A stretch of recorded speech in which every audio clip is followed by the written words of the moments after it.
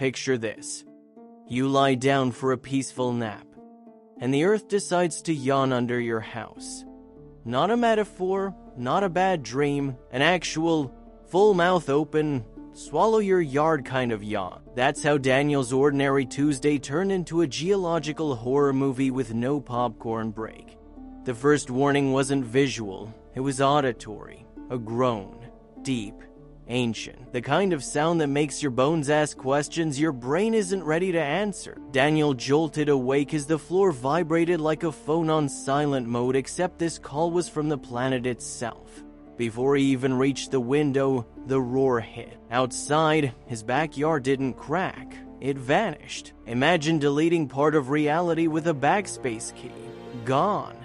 Rain still clung to the ground as Daniel ran out barefoot, neighbors spilling into the street like confused extras in a disaster film. Phones up, sirens screaming. And there it was, a sinkhole so fresh it looked unfinished, like the earth had been interrupted mid-bite. Most people saw panic. Daniel saw something worse. He wasn't just a homeowner, he was a geologist. And this wasn't playing by the rules. Now rewind 12 hours. Same house, same yard. Completely different universe. Pancakes flipping, coffee brewing, kids arguing over soccer stats and chocolate chips like the world wasn't capable of betrayal. Daniel watched from the doorway, thinking, this is it. This is stability. This soil? Solid, trustworthy.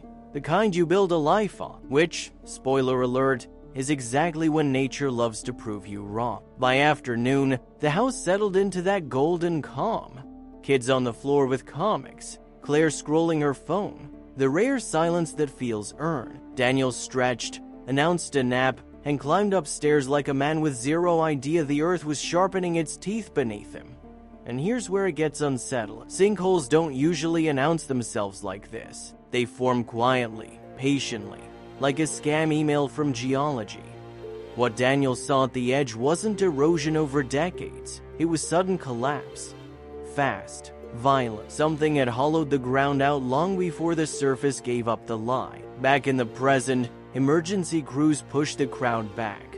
Flashing lights reflected off raw, crumbling soil. Daniel crouched near the edge, heart racing, eyes scanning layers of earth like pages torn from a book. No gradual thinning, no warning signs, just empty space where solid ground should be. That's when it hit him. This wasn't random.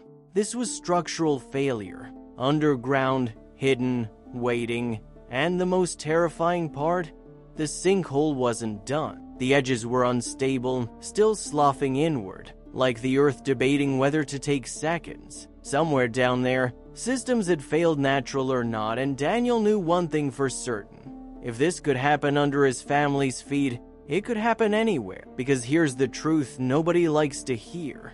The ground beneath us is only pretending to be permanent. We trust it because we have to. We build lives, memories, entire futures on the assumption that the earth will keep its promises. Most days, it does. Until one day it doesn't. So if this story made you glance at your floor just now, good. Stay curious. Stay aware. And if you want more real-world stories where nature reminds us who's actually in charge, stick around. Like, subscribe, and don't blink because the next story might hit even closer to home.